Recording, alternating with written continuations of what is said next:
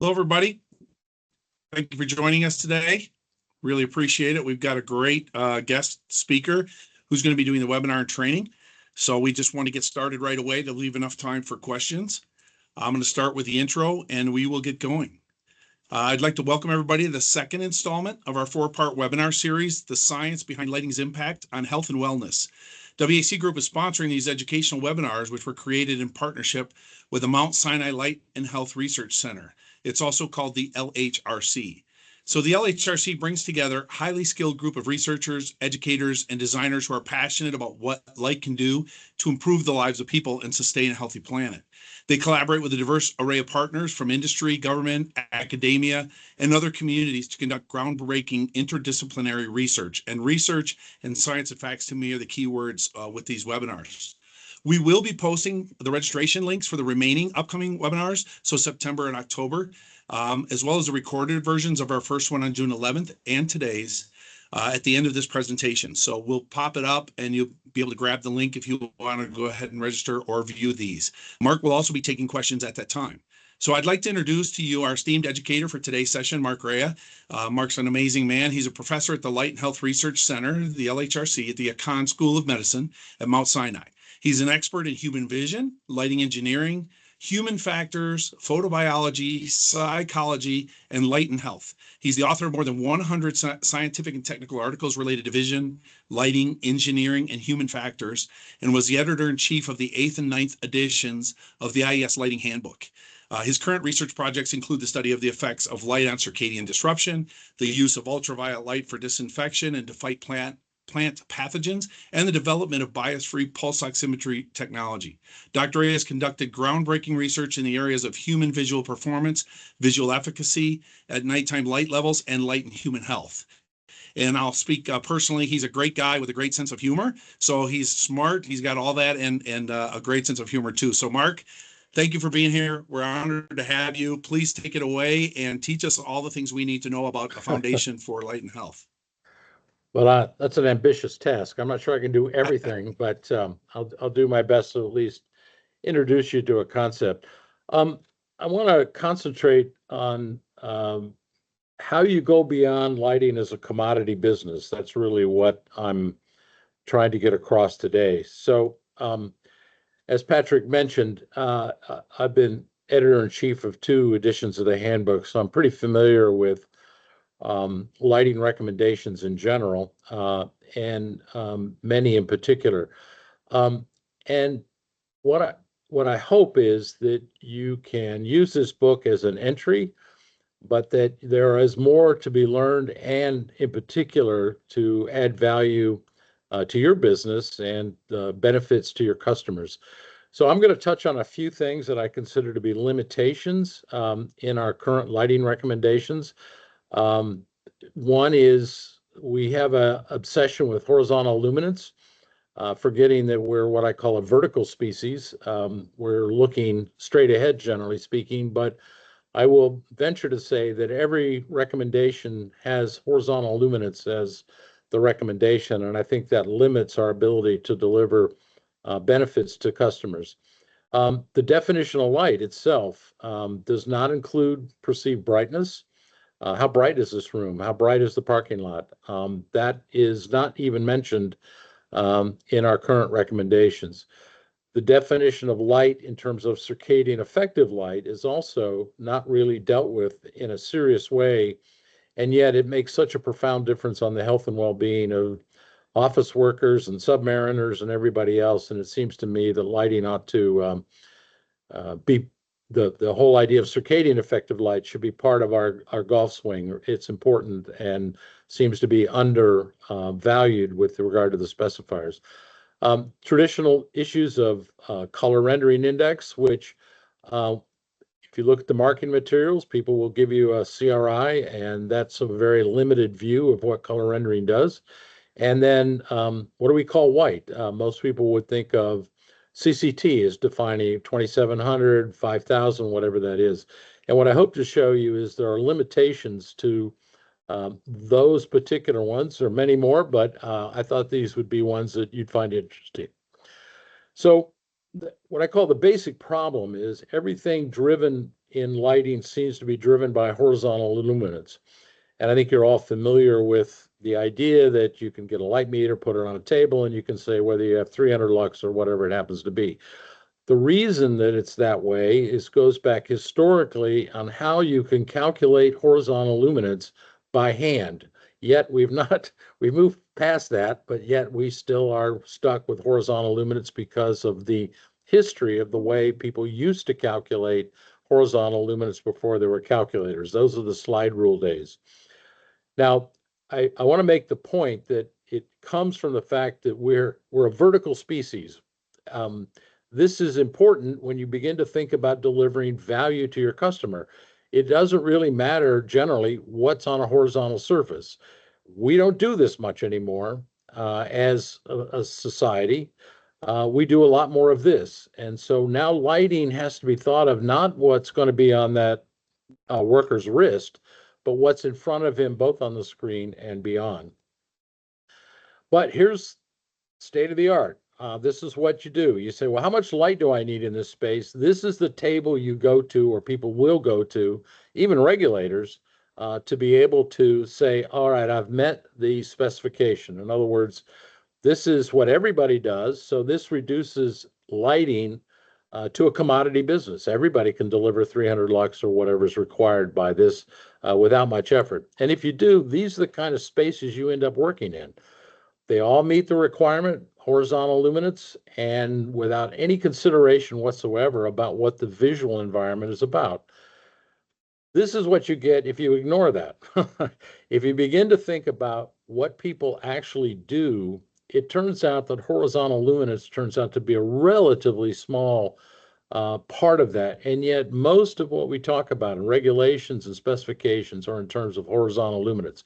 I think that the really good people are going to know this and do this, but those of you that perhaps are not central to lighting or it's only a sideline, you would naturally go to the horizontal luminance recommendations and think you've completed your job, and yet that is not going to make your customer happy.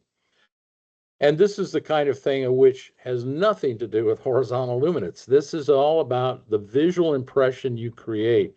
So when you're dealing with a customer that cares about whether it's a hotel or a school even, you need to think about it's a vertical species looking forward. What do I have to do to the luminous environment?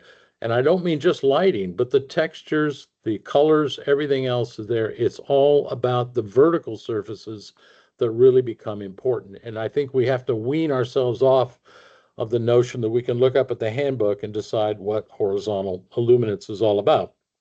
Now, there is, interestingly enough, in the roadway lighting, a recommendation for 10 lux vertical in a crosswalk, for example. Now, both of these meet that requirement. You have a traditional pole-mounted HPS, maybe it's fewer HPS these days than when I wrote this article, but this is what you get if you still meet 10 lux vertical, but now with a system that's based on bollards. And what seems to be missing in all of our recommendations is contrast is the most important thing, particularly for safety in particular roadway applications, but it's contrast that becomes important, not the illuminance per se. And I'll show you some calculations we've done. Now, what these 4 panels are represent, first of all, on the y-axis, what we call relative visual performance. This is how quickly and accurately you can process visual information. And so if you're talking about a pedestrian in a crosswalk, that's really important that you want to be sure you can identify it. You want to be sure that you can see it quickly. And so if you look at all of these, the top 2 rows all meet IES recommendations of 10 lux or vertical on the crosswalk. The red means that you can't see this person. So this person is in a crosswalk and you cannot actually see him. And I've done expert witness stuff, and the case is true. You can be in a well-lighted crosswalk and the driver still can't see you very well. If you go to the bollard lighting, the one labeled B, that's also 10 vertical lux, but you can see that person everywhere in the crosswalk. And this includes, by the way, headlights, which is another problem because the lighting recommendations from headlight manufacturers or the people that deal with headlight recommendations and the deal with pole lighting, they never talk to each other. They don't go to the same conferences. They have the same mission, and they conflict, as you can see here. Now, most people in lighting would say, well, if 10 lux doesn't work, let's go to 100.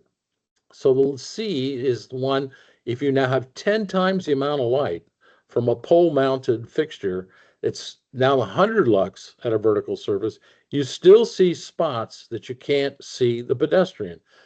And it makes no difference on terms of visibility, whether you have 10 or 100 lux on a vertical surface, if you focus on contrast rather than light level. And contrast is almost never mentioned, and yet it's the most important thing, particularly for a driving situation. But the principles are the same whether you're talking about exterior or interior. Contrast is key to delivering value to your customer.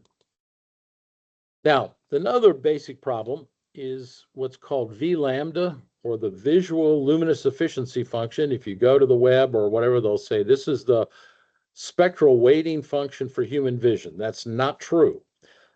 This is the results of a study done in 1924. And what you see on the x-axis is wavelength, and on the vertical axis is sensitivity. So this particular curve will tell you that you're most sensitive to 555 nanometers, and then it falls off like a Gaussian. So by the time you get to 450 or 650, it's a very inefficient wavelength to stimulate it. This is what your light meters are all about. This is what SAE or the IES all recommend as illuminance, and it's fundamentally flawed, except for things like reading. It still works well for that. Threading a needle, it works fine. But if you want to know what things look like, this is not the way you want to measure light. So here's an example project we did in the Northwest. This is 3 parking lots in a university. And the reason why the project was taken on, the University of Washington wanted to encourage people to come to take night classes. So the classes are typically empty. So to maximize their investment in real estate, they wanted to do that. So these are 3 illuminated parking lots that are controlled by the University of Washington. And you can see here, you've got high pressure sodium, metal halide, and LED. Now, the black curve that you see here is the same one I showed you before, V lambda, which is the one we use. And these other 2 curves are how the eye sees how bright it is. In other words, if you look at the amount of brightness that you're going to get from LED, HPS, and metal halide, you will get it wrong if you use the way to measure light is with the black curve. And I'll show you how that is. So this is on the left-hand side, this is how bright, when people showed up, how bright they thought it was, and indeed how safe they felt they were in the parking lot. And you can see metal halide didn't do well. Of course, it was very old, ready to be replaced. LEDs did fine. So you might jump to the conclusion that LEDs are what you want, but you have to count age and lumen depreciation and everything else. Now, the top right panel shows, if you say, how bright does this look? You get a correlation using V lambda, another straight illuminance. But look at the correlation you get if you measure it as the eye actually sees it, not in terms of what the light meter sees. You have a nearly perfect relationship for any light source, not just these 3 that we selected, but any light source for an outdoor application. People will feel safer if they use this rather than something else. And just to kind of point out a couple things, if you can see my cursor, high pressure sodium says the highest illuminance, but it's not the brightest. And that is important on how you select light for safety to encourage people to take night classes at the University of Washington. Now, the same principle applies interiors. So when you are thinking about how bright do I want my space to be, you can be about 40% brighter for the same measured illuminance if you use a cool source rather than a warm source. So again, you would say they have the same 300 lux, say, on the surface, but the 2 rooms don't look equally bright. And the cooler generally the light source, the brighter it will be for a same amount of illuminance on a surface. So this applies both indoor and outdoor. It's a different spectral weighting function, but the point is that you can begin to engineer brightness instead of illuminance if your customer is interested in that. Now, basic problem, one of the ones that's, I'll say, a hot topic, certainly is for us right now, is the definition of light for circadian. Now, on the left, you see our favorite V lambda curve. This is now blue instead of black. And now you look at how sensitive people are to different wavelengths. Each of those points is the result of a measurement you've done. In this particular case, how effective is it for reducing melatonin at night under a particular protocol where you're looking at, you're drawing blood or saliva and you're measuring how effective it is. And what you see is a peak sensitivity at 460 nanometers here, not at 555. And so this is the way the circadian system sees light. Now, this is for monochromatic light, and so is the one on the right. And you can see, well, it's okay if you plot as a function of illuminance. And now we have a new problem. People seem to be on the bandwagon for so-called melanopic lux, but it doesn't fit the data. I'm never really sure why people have settled on this, but as you can see from the curve, that dashed line is not fitting the data because it's not taking into account all the photoreceptors that are in the eye. And you can see it does better, certainly than illuminance, but it's still not great. In other words, there are ones, particularly at short wavelengths, that are not going to be well explained by a light meter or a calculation based on that. If, on the other hand, you begin to take into account the complexity of the retina, you see that the data are fit pretty well. Each of those lines go through the actual points. And if you now look at the data together, you get a very, very, what we call R squared, a coefficient of determination, which means you're predicting the data quite well. So fitting the data becomes critical. And I'm not sure why people that get on the bandwagon melanopic lux forget the fact that you got to fit the data. I mean, it seems to me fundamental. Anyway, the point I want to make too, not only does it fit the data, but what gives you real good grounding is that it's also based upon the neuroanatomy and the neurophysiology of the retina. So this is not something where you're just doing curve fitting. This actually, each component in the equation is tied to a particular neuron in the retina. So you have a lot of confidence that this is in fact characterizing how the circadian system sees light. And again, it's got nothing to do with V lambda, which is what we're using, or melanopic lux, which is incomplete or relatively inaccurate. Now, does it work? Okay, well, that's a laboratory study, and I have to give credit to my colleague, Mariana Figueroa, director of the LHRC, who has been pioneering a lot of the work with regard to improving the quality of life for people with dementia. And so what we've been able to show is that if you deliver I'll call a medium high light level, CS or circadian stimulus of 0.3 in the morning and a low one in the evening, people will have better sleep, better outcomes. And that range is not just for people with dementia, but we've been on nuclear submarines and we get the same result. This device that you see here is one of the light meters that we developed going back, I think, 2008. So we've been doing this quite a while and we've learned a lot. And I'm just going to show you the results of one study. And I can't overemphasize this because this is people with Alzheimer's disease. And you know it's a terrible disease. But what happens if you give people bright light during the day and CS of 0.3 or above and dim light at night, they continually get better. Now remember, this is a neurodegenerative disease, and they're getting better through lighting. And so what you see is the sleep disturbances decrease. Now, if you look, those are over 25 weeks. So it's a habit like diet and exercise. You've got to give bright light during the day, dim light at night continuously. They're less depressed, and they do less of the agitation that they're going to experience, like sundowning, for example. Lighting works. And the point is, you need to measure it correctly. If you really want to deliver value to your customer, you need to make sure that you're characterizing light as appropriate for this particular application. But it's very successful if you do that.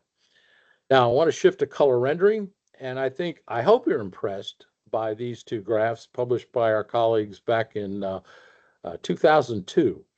And what you see, and it's true, is that if you plot color rendering index on the x-axis and you ask people, do you prefer this light? It's a negative correlation, both in terms of general lighting and in terms of skin. Now think about that. We're using color rendering index that's negatively correlated with what people like. That's a problem. And so what we did, Jean-Paul Frey Sr. and I began to develop a different approach to this. Color rendering index, in case you don't know, has 8 color chips, and you measure their chromaticity. And then what you do under a standard light source, then a source of the same correlated color temperature, you then see how far those points move in chromaticity space, and you add them up and you see what that is. So if they move a lot, you've got low color rendering index. If they don't move at all, you have a color rendering index of 100 for a particular light source. That's how it's done qualitatively. Now, we can go into the, whoops, I'm sorry, yikes. Excuse me. All right, are we back on track here? I hope so. So what we did is, skip a slide. The other way to do this is you now have what's called gamut area. Now it's the same chromaticity, but what you see is the daylight, for example, has a larger what they call gamut area. So the area in that blue curve is much larger than the area in the HPS or high pressure sodium curve. This turns out to be something that was related specifically to the vividness that you see in the materials, color chips or apples and oranges, whatever it happens to be, that is different than the color rendering index. Now, what it turns out that what we developed was the 2-metric system, which says that CRI alone or gamut area alone are not as good as if you put them together. That's what these are. So the first number here is CRI, the second number is gamut area. These are for warm sources, these are for cool sources, and a 2-metric system, one based upon color rendering index and one based on gamut area. Remember, together they're more powerful than either by themselves. And so what then evolved, sort of over my objection, was this TM3015, which seems to be getting a lot of legs. But 2700 and 4500K have the same value, and that's where the arrow is pointing there on the left. And there's no difference. That's the number, and they have the same number. If you now look at their color diagram, you can't see much difference. But if you look at the difference between CRI and gamut area, there's a huge difference in terms of preference and what people like. So you need to keep track of both of these. And our attempt, which we've seen very successful, if you stay in this square area up here, where you have high CRI, high gamut area, you turn out to have, when they're both together, you turn out to find consistently, and we've done this from Sri Lanka to Sweden to the United States, everybody prefers light sources in terms of their color rendering properties if you take into account both CRI and gamut area index. The other is color of illumination. People are interested in those two things, color rendering index and the tint of the hue, or CCT, what people sometimes call it. And you have warm, cool, and neutral. And this is the system we have to characterize that. So this is, again, in a chromaticity diagram, it shows where the 6500 are, the 2700, and lighting manufacturers will develop light sources that fit on one of those straight lines. And ideally, all of their light sources should stay within one of those quadrangles that are here. And this is the system we're used to. This is what gets taught in basic lighting and so on. But the black body radiator is not what looks white. Jean-Paul Frey Sr. and I did these studies, and it shows that in cool light sources, what is white tends to follow the daylight locus, and then it takes a dip so that it goes well under the black body line, which is the one that's here. And so to show you the impact of that, that's this pink curve here is that same one I just showed you with the chromaticity diagram CCT. Now, if you want to compare the similarity between A and B or B and C, you get a very different answer. So B and C are the same correlated color temperature, 2700. And this tells you how different they look. They look quite a bit different, even though they're not very distant in the chromaticity diagram. So this distance translates into a huge perceived difference of color. If I compare a 2700 with a 5000, there's almost no difference in color appearance. They say, they look pretty much the same. So this difference is how we perceive it. Now, to add to the thing we talked about, circadian, this is all based on the neurophysiology of the retina, and we don't have to get into that detail. But if you start with that as your thing, look, whatever we're going to do, it has to be consistent with the neurophysiology and neuroanatomy of the retina, you end up coming to a different conclusion than you do by looking things up, in this case, in the handbook. Now, it's interesting too, and this may surprise you, 2700B is an incandescent lamp, and 27W is that one that's down below the black body, but has the same correlated color temperature. And what you see is if you ask people, how much do you like this source? It's kind of a toss-up. When you ask people, again, from Sri Lanka or Sweden or wherever it is, it's kind of 50-50. It's okay. It's not great. But consistently, statistically, people prefer a white light source than they do to the yellowish one that you're going to see here. And if you ask them, would you purchase this light source, you get, again, about a toss-up for, yeah, maybe, maybe not. But people definitely would prefer to buy a light source like the 2700K that's off the black body and appears white. White light is what people like, and we're not selling it. We don't talk about it. And yet the data suggests that you really do need to think about what the customer is actually seeing, not what's actually written in the handbook. So why do we have problems with lighting recommendations? Well, this is an important point. Recommendations support the industry.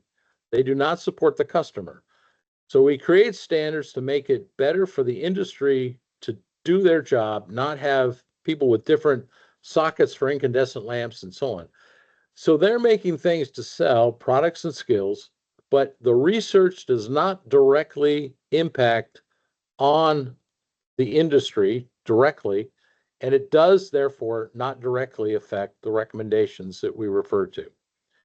So what do? Well, it's easy to say, let's have education, but there's no government push to be educated. Lighting is not seen as drugs by the government. It's just not seen as equivalent to it. So they're not going to be telling you to be educated. There's no perceived need to be educated. Just follow the standards. So the people that are specifying it says, I just go to the handbook, deliver 300 lux and I'm done. So there's no real need, and there's no pull from the users because they're not educated about lighting. And if you've been in lighting as long as I have, you realize that people are pretty much oblivious to color temperature, color rendering index, and all these things that we hold important, and they will eventually come to understand. But right now, if you ask somebody, they don't even know how to answer the question typically. So we're doing a lousy job of communicating the value of lighting for whatever reason, circadian or brightness or color, to the people that we're trying to serve. So what do? I think one of the things, and it may sound contradictory to my whole career, but I'm not sure you need formal education. What you need is access, like a Google search. It's say, I got my customer now. What do? You go to Google, you look it up. But what do you find on Google? Or what do you find on AI? I don't know if those of you are seeing Google these days, but it's all AI generated, the first response.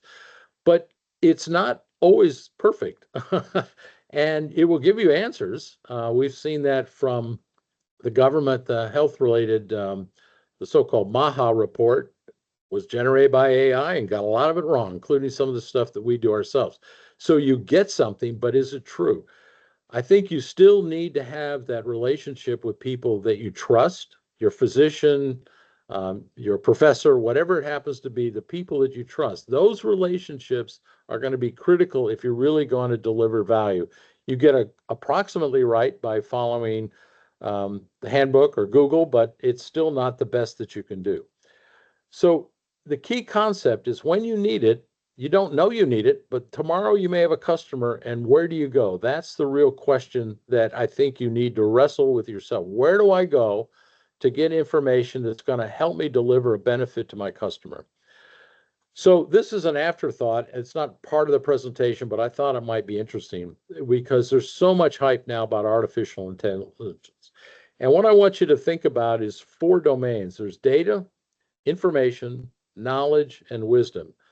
And it gets better and better the further you go to the right. So AI will take data and it will convert it into information. Sometimes it's correct, sometimes it's not. And I think you're all, if you've been using it, you realize that.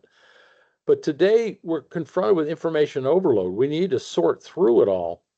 And it would be better to go beyond information to get real knowledge, somebody who knows what it is and how to interpret that information, because information by itself is not going to help your customer. You have to convert it into something you can actually use.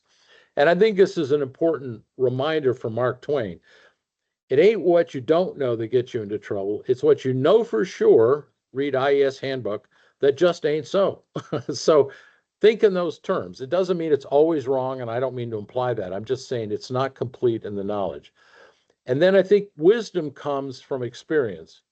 You have to combine knowledge with experience, because as a friend of mine once said, experience is what you have just after you need it. And so if you can leverage the experiences other people have, I think you'll be beneficial, hopefully more profitable, and at the same time making sure that you're delivering benefits to your customer. So I thank you. It's a lot to cover. Hopefully you haven't seen it before. But I wanted to just make it clear that this opens up a whole set of opportunities for you by going beyond the commodity business that we seem to be in now with lighting. There is real benefits and value you can deliver to your customer if you make that extra step and get to wisdom rather than information. So thank you. So Mark, let's take a couple questions if you don't mind. That No, was a not great at all. presentation. Yeah, you covered a lot of ground, and we do have a couple questions. Everybody forgive us for whatever AI is doing in the chat box with recordings and things like that. We've never had that happen before, but hopefully some of these questions will be relevant to the people watching. One of the first questions that came up was, how do you measure brightness in the field? Is a light meter the only appropriate way? And do you have a recommended light meter that maybe is better or stands out from the rest? Well, that's a great question. There are devices now coming online that will allow you to basically get all of those weighting functions. But remember what I said, there's no pull. So you can get gigahertz or whoever you want to be able to build those things and do it, but you have to ask for it. But you can do it. I mean, it's right now not a piece of cake. You can't go on Amazon and have it deliver a brightness meter to you. That's not going to happen. But again, if you think about how do I leverage the wisdom that other people have, they can help you out with that if that's what your customer wants, is they want a bright, safe parking lot rather than one that meets the IES standard. So it's an extra step now, but we're in that situation where we don't, the technology has not caught up with the science in this particular case. Gotcha. And Mark, just personal question. You talked about perceived brightness, in the very beginning of the presentation. So that also pertains to whatever materials and applications are in the room as well, correct? So if you have a room Absolutely. with black walls or dark surfaces, obviously whatever light that falls on the floor or the work surface is not going to be the same as the person in that room because of all the dark colors and other things, correct? Well, we're a vertical species. If you've got a black wall, that's what you're going to see, right? So yes, and I think that you could have 300 lux on a horizontal surface and a black wall, and it'd be a pretty lousy environment to be in. So again, letting go of that and thinking about what a person actually is involved with, yes. And then the brightness can be managed, put white walls in rather than black walls, and also you can change the spectral power distribution of the light source to further enhance that. But yes, think about what the visual environment is. You've got to start there and then work backwards rather than start with 300 lux and then try to resolve that. So yes. Yeah, awesome. Thank you. One of the attendees commented that the presentation references fluorescent, HPS, and metahalide a lot, which aren't really specified near as much, if at all. And how would you categorize LED in regards to some of the stuff that you referenced? The other light Well, sources. dare I say, and I mean no offense, but that's the wrong question. It really doesn't matter what the technology is. The human eye has not changed at all since we've had incandescent, fluorescent metal halide, and so on. It's understanding how the eye processes that information. It doesn't matter on the technology. But that's my first paragraph. The second paragraph is what I'm impressed with the many years I've been in lighting is the opportunity to do a whole bunch of things with LEDs you were never able to do with the conventional legacy light sources that we had. And so what people tried to do was they said, well, let's come up with another light source. So they come up with high pressure discharge. They'll come up with, you know, the metal halide and whatever. LEDs can provide all of that if you know what it is you want and you ask for it. LEDs are a great light source, very efficient, a lot of degrees of freedom, so you can manage that. It's just a really great light source. But remember, the eye hasn't changed, and so even though we use those technologies, it's the principles we care about to interpret any future light source that you're going to get. So don't get hung up on the technology is my point. Yeah, excellent. Excellent. And a lot of people are asking if we're going to, there's some other questions here, Mark. They're asking if we're going to make this presentation available. Obviously, there will be a recorded link. Sure. That'll be posted usually within 3 to 5 days. Rachel gets that posted up. So we will have that available. Other people are asking if you would be willing to email the presentation. I don't know how you feel about that. Well, I'm going to let Rachel deal with that if that's okay. Okay, awesome. And I did send her a PDF, so she can send it without a problem, I think. Fantastic, fantastic. A couple of other questions we had, Mark, and I'm not sure I understand this one. Bear with me here a second. So there's actually two questions. The first one is, how does measure versus foot candles? I'm not sure what that actually references. So if the person could ask that question maybe in a little differently, but how does measure versus foot candles? I don't know where to go with that. So I apologize. I should have translated lux and foot candles, and I apologize for that. So you're looking at with foot candles, how many photons are hitting a square foot, whereas in lux you're looking at how many photons are hitting a square meter. So roughly, gotcha. If you multiply by 10, if you have 30 foot candles, you got roughly 300 lux.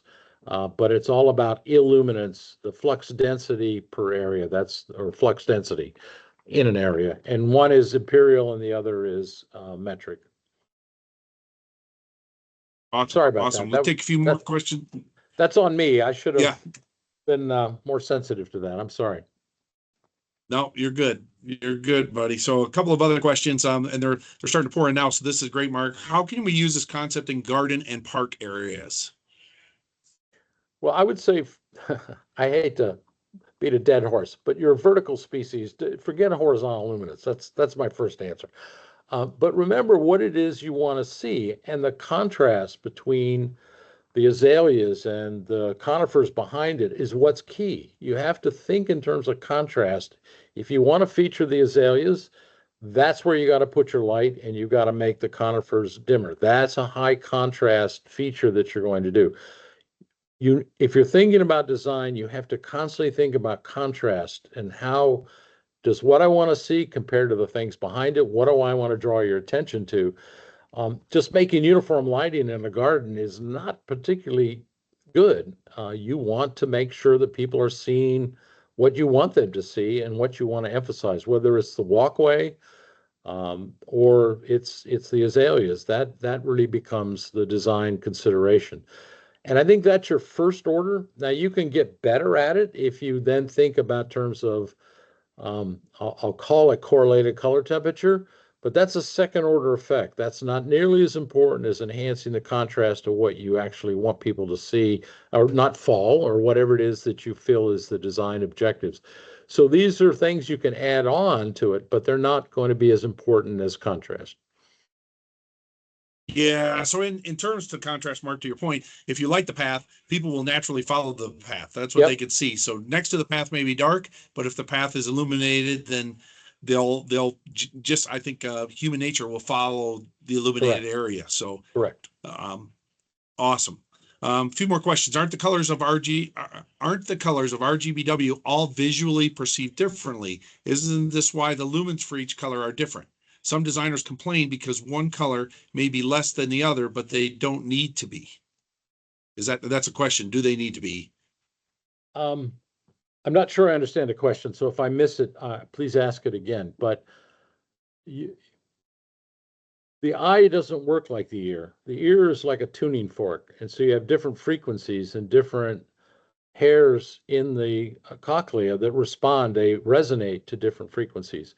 So you can't really talk about wavelengths or RGB or whatever. You have to remember that the way color is determined is it's processed by the retina and it's a perception you get. So the whole part of color is I can take two very different frequencies or wavelengths, and in combination, they will look the same as a single wavelength. So real example, if I take a red LED and a green LED and I combine them, there's no yellow wavelengths in there. It'll look pure yellow. That's because of the way the retina works and how it converts this radiation into three dimensions. There's what's called red versus green, yellow versus blue, and black and white. Those are the three dimensions of our color perception, not whether it's RGB or not. It could be five different primaries. It's just the minimum you need to render most of the colors that you're going to get. Now, if I didn't answer your question, I apologize. Maybe it was a different question, but I just want you to remember that it's RGB is how you get there. It's not the purpose of what you're trying to do. You're trying to get good color rendering, a white light source, whatever it happens to be. And you can calculate that from the LEDs. You can decide what you want to get, but they're just a tool to get you to where you want to go. They're not the answer to your question, as I understand your question. Sure. And Mark, how is contrast measured? So, example, the Batman beam, and we know that there's ways to measure light. There's no way really to measure dark. Like how dark is there light dark and dark and medium dark? So, is there a way currently that can measure contrast? I mean, I'm not aware of anything, but you're way further advanced than I am. No, you're asking a really good fundamental question. We are so hung up on illuminance, and this is just the flux density that is going to hit a surface, right? And so on. If you point it to your garden, whatever it is, it'll give you one number. No contrast, you don't know what it is, right? But there is a device that you can buy on Amazon. It's called a luminance meter. And the luminance is actually the way it's like a through the lens camera. You take a point and you do it on the conifers and you write down what the luminance is, and then you point it at the azaleas, and that'll give you a different number. It's the ratio of those two numbers that represent contrast. But you need an instrument that probably costs 5 to 10 times more than an illuminance meter to get those numbers that you need. It's called a luminance meter, and it has other issues, but that's the way you get to contrast. You got to Awesome. make two measurements, Patrick. You got to do the Yes, so you have something to conifers and you compare. got to know the azaleas. Then you need to take the ratio of those two to determine what the contrast is. Sure. Similar to some of the IES standards on task lighting. Would that be correct, Mark? So if you want something to stand out 5 to 7 times brighter than the rest of the light in the room, it's contrasted in a different way. Instead of dark and light, it's light and light brighter, Yes, bright and right, brighter. correct. Okay. And Yeah. I just want Okay. to add too that for the circadian system, it's also an issue of contrast. Bright days, dim nights. That's what you want. There's a contrast in time, not in space, that also is critical for regulating circadian rhythms. So contrast is the fundamental concept. We should be the contrast engineering society, not the illuminating engineering society. Right. Right. Mark, I'm gonna get to the rest of these questions here because we've still got time. And appreciate you hanging in with us.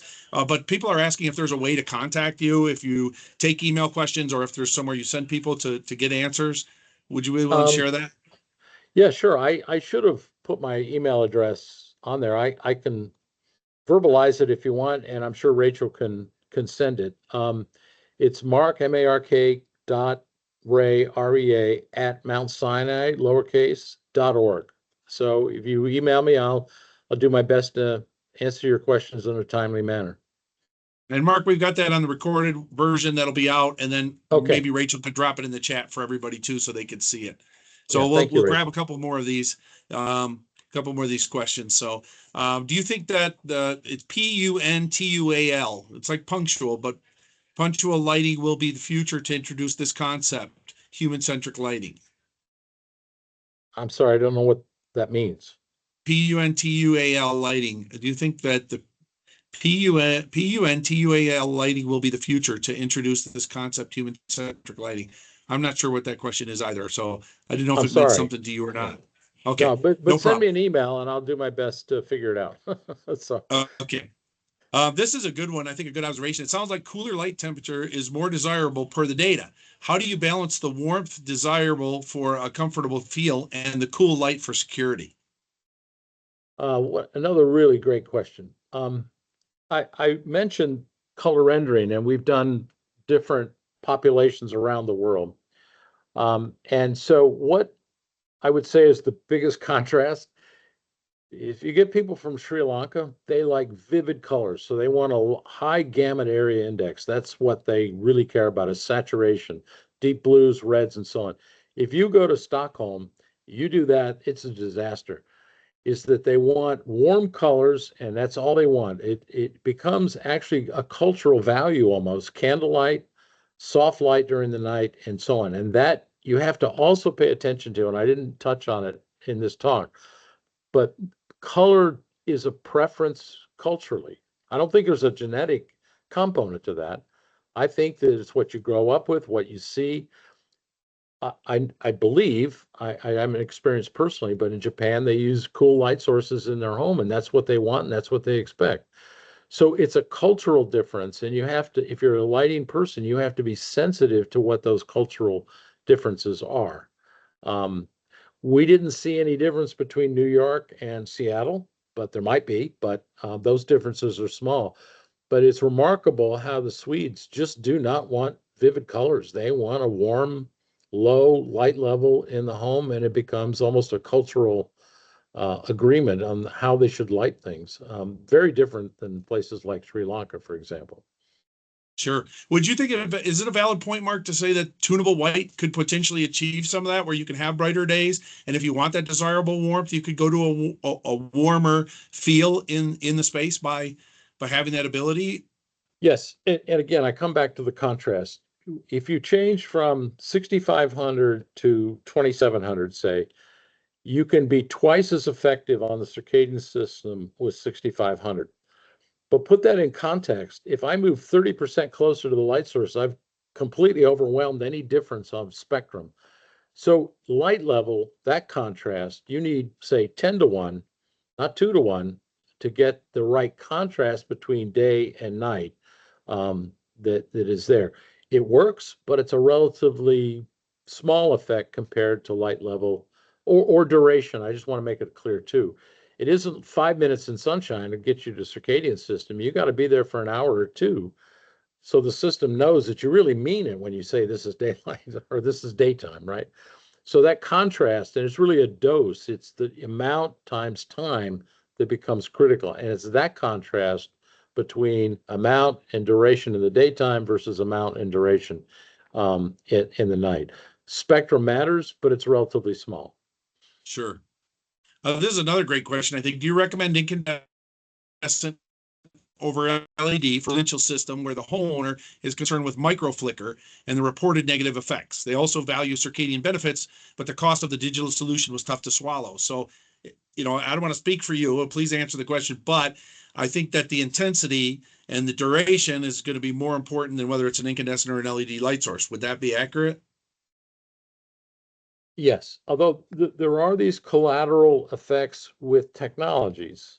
The incandescents flicker, but it's so small you can't see it because they're operated on alternating current, right? I would say that you do run the risk with an LED system that you will have flicker, but you don't have to.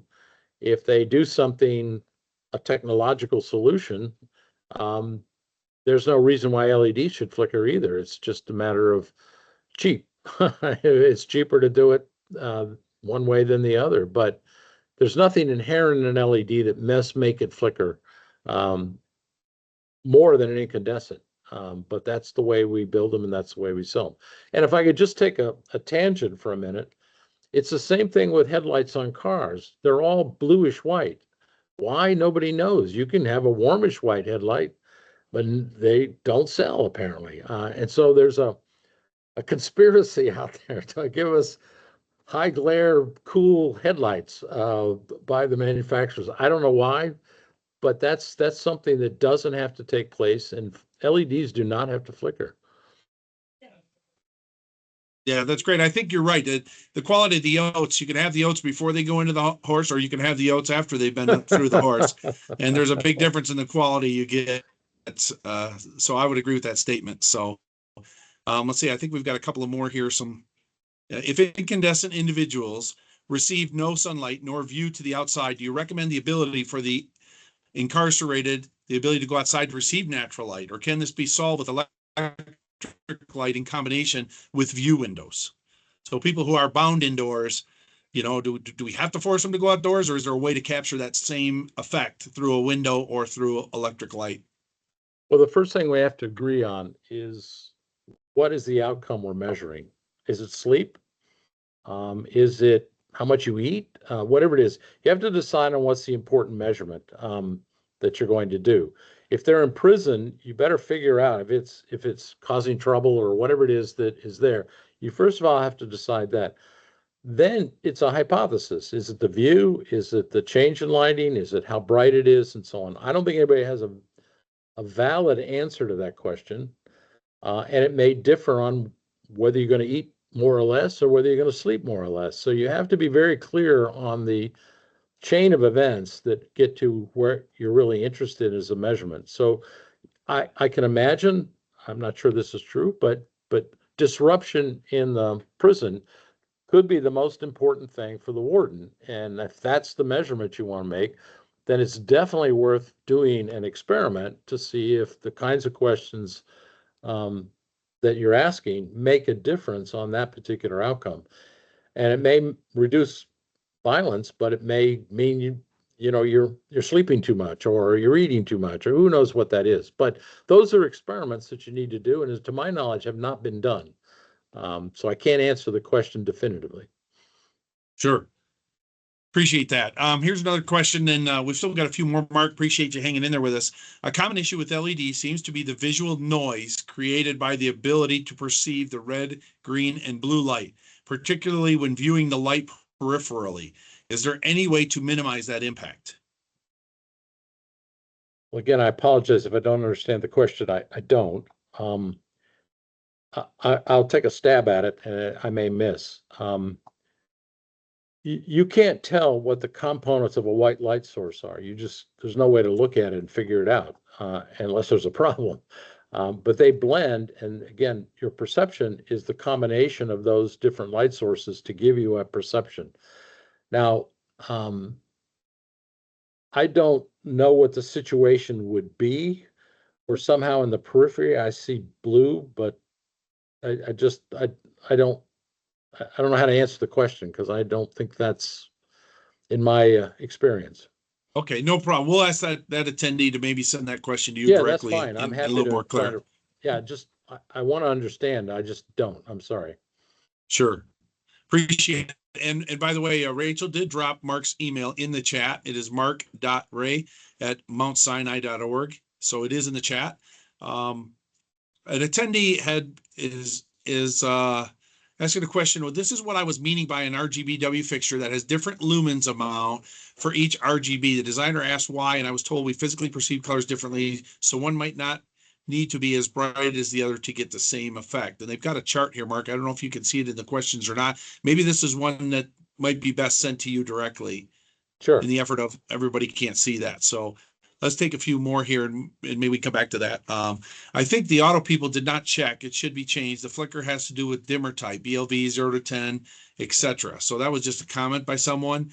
I do know it seems that studies are showing that headlights, I often talk to people about, our headlights bothering you as we age. Obviously, our lenses thicken and yellow. The light scatters in our eyes, so glare becomes a bigger problem. More SUVs and trucks are on the road, I believe, so things are sitting up higher.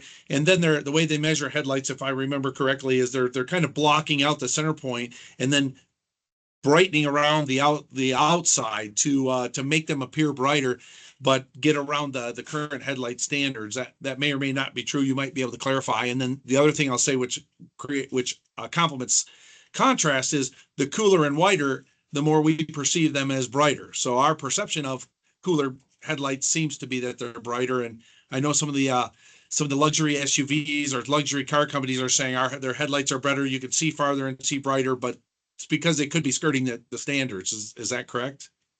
No. Okay, good. Thank you. Let's clarify. Set me straight.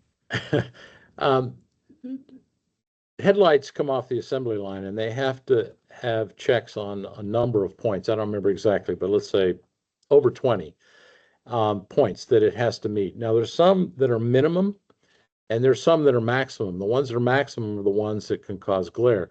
But you can pump all the lumens you want to if there's a minimum. Which is what they're doing. You did touch on that. They're doing more now, broader things, because it's only a minimum, not a maximum, right?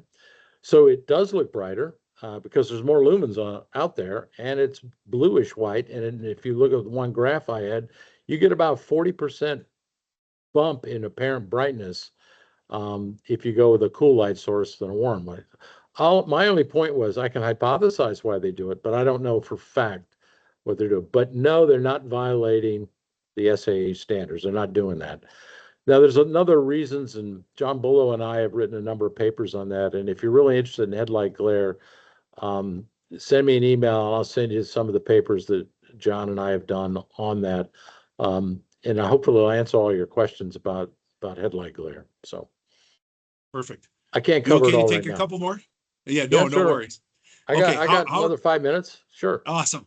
How does SAD, seasonal affective disorder, how do SAD lamps factor into this research, particularly amount of time to be used, time of day, and spectrum of light being provided? Boy, I wish somebody hadn't asked me that question. Because I'm going to say something that I might regret.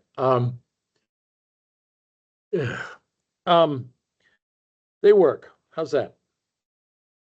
It still comes down to the amount of light and the distance you are from it and the exposure. Would that be correct? Whether it's a SAD lamp or not? Yes. Okay. But that's all I want to say. Sorry. No, perfect. Thank you.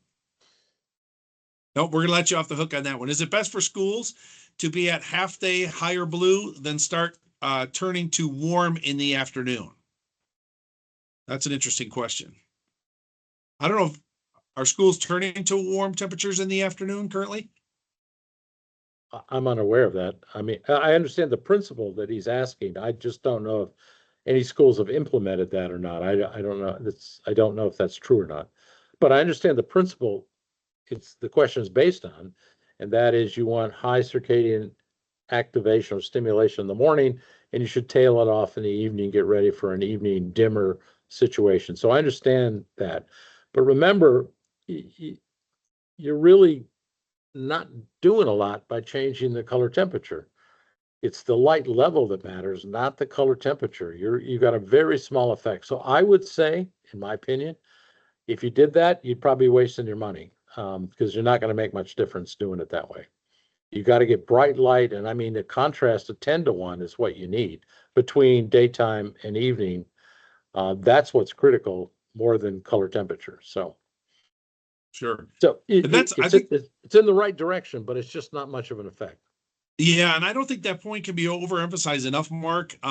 Was in the last webinar we did in June 11th with Marianne and Jennifer, we were talking about volume control. And so 10 to 1, that's a key factor. So even if you go home and you dim your lights a little bit, you know, we're not getting anywhere near that 10-1 unless we get down to a warm, and by warm, I mean by mood and feeling, less intense. I'll say less intense, lower volume of light, 10-1 lower volume, not just a slight dim. Or you're going away from a light source altogether and maybe sitting in a dark corner of the room. Well, you've asked such an important question. I want to cover that. Okay.